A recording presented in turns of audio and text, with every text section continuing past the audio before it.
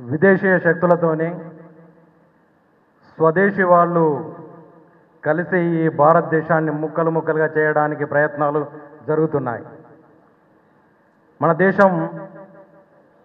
మన భారతదేశ ప్రభుత్వం ఒక చేత్తో శాస్త్రాన్ని, ఒక చేత్తో అస్త్రాన్ని శాసిస్తూ ప్రపంచాన్ని శాసిస్తున్న తరుణంలో అగ్రరాజ్యాలకు కంటి మీద కొనుకో ఉండట్లేదు. నరేంద్ర మోడీ గారు తీసుకొచ్చిన మేక్ ఇన్ ఇండియా ఒక విప్లవాత్మక ప్రక్రియ. భారతదేశంలో కొత్త ఉత్పత్తులను సృష్టించి కొత్త ఉత్పాదకతను ప్రపంచానికి ఎక్స్పోర్ట్ చేస్తున్న దశలో ఇన్ని సంవత్సరాలుగా భారతదేశానికి దిగుమతి చేస్తుంటూ, అంటే వాళ్ళకు ఎక్స్పోర్ట్ చేస్తూ వారి యొక్క డిపెండెన్స్ని తగ్గించడం వలన ఇంటర్నేషనల్గా చాలా కంట్రీస్ వాళ్ళు బాధపడుతూ వాళ్ళకు ఆర్థిక సంస్కరణల మీద దెబ్బతీయాలని ప్రయత్నిస్తున్నాయి.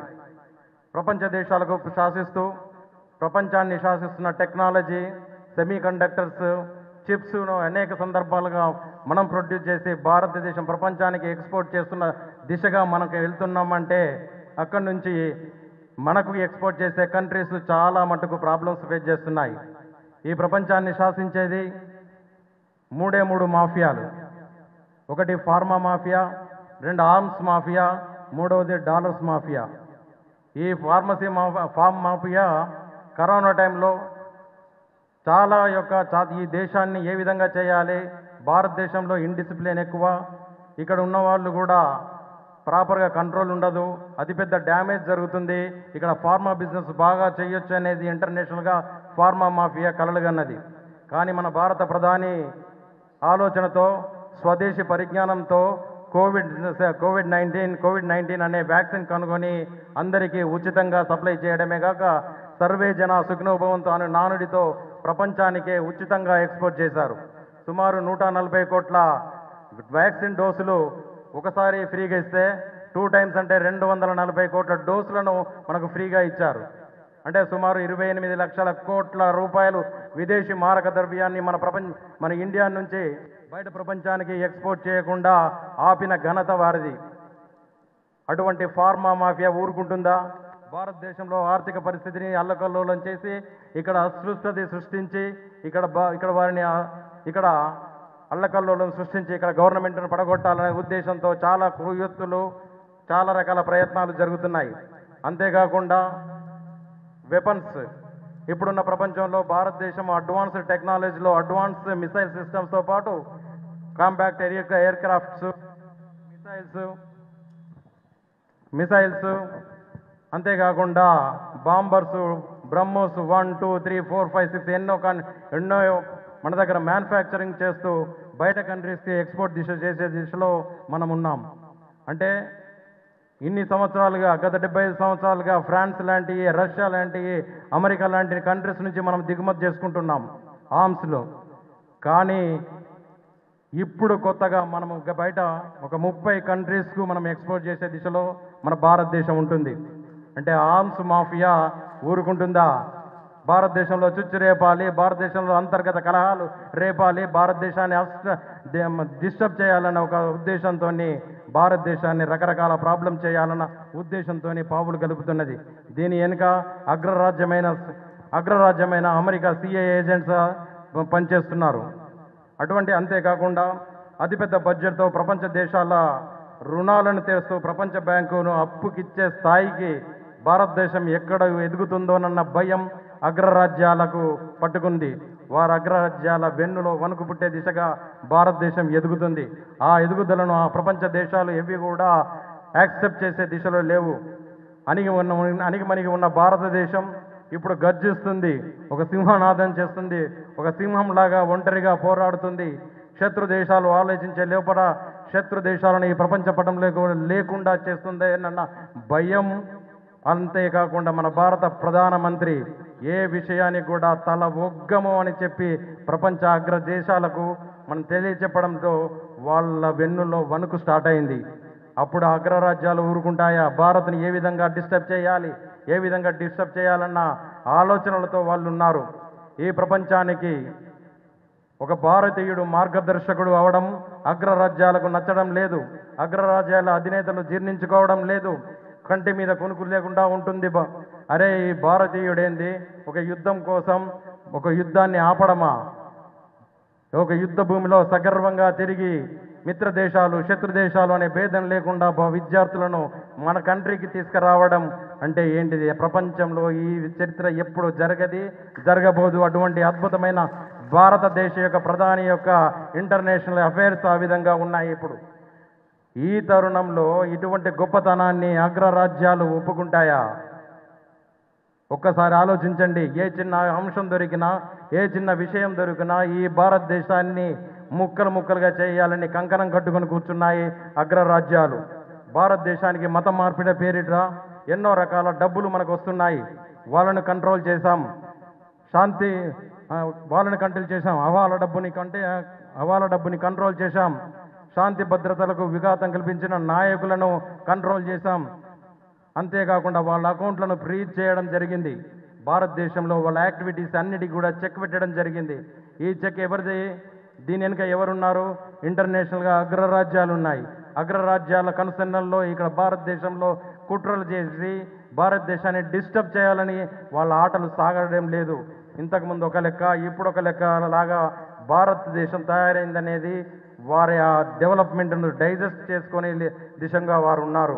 అంతేకాక కొన్ని సంవత్సరాల క్రితం అంతేకాకుండా 1995లో మీరు 1965లో మీరు పాకిస్తాన్ యుద్ధం జరిగినప్పుడు మీరు ఒకసారి ఆలోచించండి. పాకిస్తాన్ యుద్ధం జరిగినప్పుడు 93,000 మంది సైనికులు మన చెరలో ఉన్నారు. 3,000 మంది సైనికులను మనం విడిపించుకోలేకపోయాం.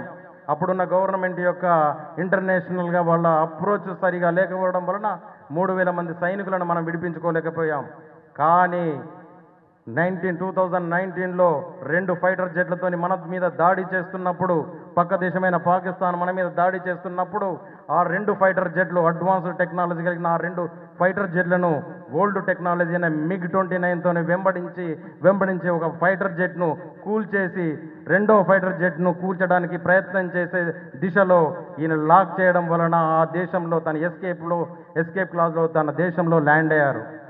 భారతదేశం యొక్క అభినందన్ అనే మన ఫైటర్ పాకిస్తాన్లో ల్యాండ్ అయ్యారు.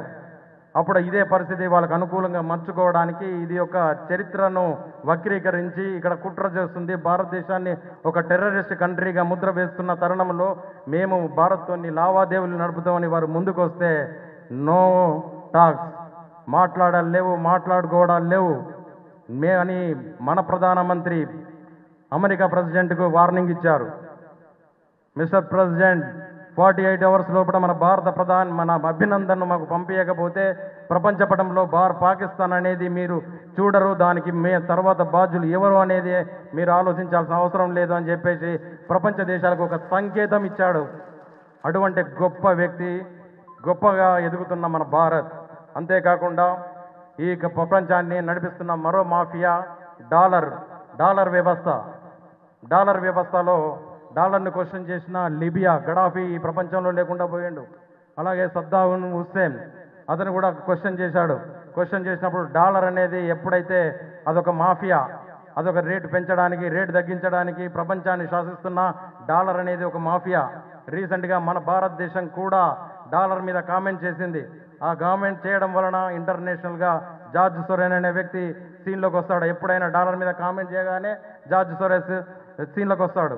వచ్చేసి ఆ కంట్రీ యొక్క నామరూపాలు లేకుండా ఆ కంట్రీలో ఇంటర్నల్గా అంతర్గత కలహాలు రేపి ఆ కంట్రీని డిస్టర్బ్ చేసి ఆ గవర్నమెంట్ని డిస్టర్బ్ చేసి వాళ్ళకు అనుగుణంగా ఉన్న కంట్రోల్ ఉన్న గవర్నమెంట్ని తెచ్చుకునే ప్రయత్నం చేస్తారు. కానీ ఇంటర్నేషనల్గా అంత ప్రయత్నం జరుగుతున్నప్పుడు first time history in the world ప్రపంచ దేశాల్లో ఫస్ట్ ఇండియన్ రూపీతోని మీరు అంతర్జాతీయంగా బిజినెస్ చేస్తే మా ప్రోడక్ట్ను మీకు ఎక్స్పోర్ట్ చేస్తామని చెప్పిన ఘనత మన భారతదేశ ప్రధానమంత్రిది. ఇప్పుడు 30 కంట్రీస్ మన భారతదేశం యొక్క రూపీలో కొనాల్సి వస్తుంది. అంటే భారతదేశం యొక్క రూపీలు కొనాలంటే మనం రేటు డిసైడ్ చేసే దిశగా మనం ఎదుగుతుంటాం. అంటే డాలర్ను కంట్రోల్ చేసే దిశగా మనం ఎదుగుతుంటాం. అంతేకాకుండా చైనా నుండి భారత్కు దిగుమతులు తగ్గిపోవడం వల్ల చైనా తన్నుకు తస్తుంది, అది ఒకటి. అంతేకాకుండా పాకిస్తాన్ అసలు రూపాన్ని ప్రపంచం ముందట పెట్టడం వలన వారికి ఆర్థిక సపోర్ట్ దొరకకపోవడం వలన ఈరోజు పాకిస్తాన్ పరిస్థితి అడుక్కునే పొజిషన్కి వెళ్ళింది. పెట్టుబడుల నిలయంగా భారత్ మారుతున్న తరుణంలో పెట్టుబడులకు అనుకూలంగా ఈ భారత్ మారుతున్న తరుణం అగ్రరాజ్యాలకు ఇష్టం లేదు. మరి ఏంటిది? అంతేకాకుండా మన భారత సైన్యం ఒక సరికొత్త వ్యూహాన్ని అమలు చేసింది. అది ఇప్పటివరకు కొత్తగా నేను విన్నది. శత్రు దేశాల కుట్రలు కట్టడి చేసేందుకు సరికొత్త ఆయుధాన్ని సన్నద్ధం చేసింది. శత్రు దేశాల డ్రోన్లు కట్టడి చేసేందుకు గద్దలకు ప్రత్యేక శిక్షణ ఇచ్చింది. డ్రోన్లు వేటాడే గద్దలకు భారత సైన్యం ప్రత్యేక శిక్షణ ఇచ్చింది. ఉత్తరాఖండ్లో యుద్ధాభ్యాసంలో భాగంగా ఈ శిక్షణ కార్యక్రమాన్ని చేపట్టారు. అందులో భాగంగా ఒక డ్రోన్ను మనము పైకి పంపించినప్పుడు అక్కడ ఉన్న శునకం ఆ యొక్క సౌండ్ను అబ్జర్వ్ చేసేసి అక్కడ ఉన్న ఆర్మీకి తెలియజేసింది. ఆర్మీకి తెలియజేయడం వల్ల మనం ట్రైనింగ్ ఇచ్చిన గద్ద పేరు అర్జున్. ఆ అర్జున్ అనే గద్ద ఇమ్మీడియట్గా రియాక్ట్ అయిపోయి ఆ డ్రోన్ను నేలగూల్చేసింది. అటువంటి అద్భుతమైన టెక్నాలజీ మన ఇండియాలో డెవలప్ అవుతుంది. భారతదేశం అంటే మునుపటి భారతదేశం కాదు, తోడుకలు తీసే భారతదేశం అని అందరూ తెలుసుకునే విధంగా ఈరోజు ప్రపంచానికి ఒక ఆర్డర్ ఇచ్చే దేశంగా, ప్రపంచాన్ని కంట్రోల్ చేసే దేశంగా విశ్వగురు స్థానంలో భారతదేశం ఉంటుందని తెలియజేస్తూ ఈ అవకాశం ఇచ్చిన పెద్దలందరికీ ప్రత్యేకంగా ధన్యవాదాలు తెలియజేస్తూ ముగిస్తున్నాను. Thank you for giving this wonderful opportunity. Thank you all. ఈ వీడియో మీకు నచ్చినట్టయితే లైక్ చేయండి, 10 మందికి షేర్ చేయండి. అలాగే కామెంట్ల రూపంలో మీ అభిప్రాయాలను మాతో పంచుకోండి. Nationalist hub group of channels ను సబ్స్క్రైబ్ చేసుకుని తెలుగునాట జాతీయవాద జర్నలిజాన్ని ప్రోత్సహించండి. ఈ వీడియో కింద ఉన్న బెల్ ఐకాన్ పై క్లిక్ చేయడం మర్చిపోవద్దు.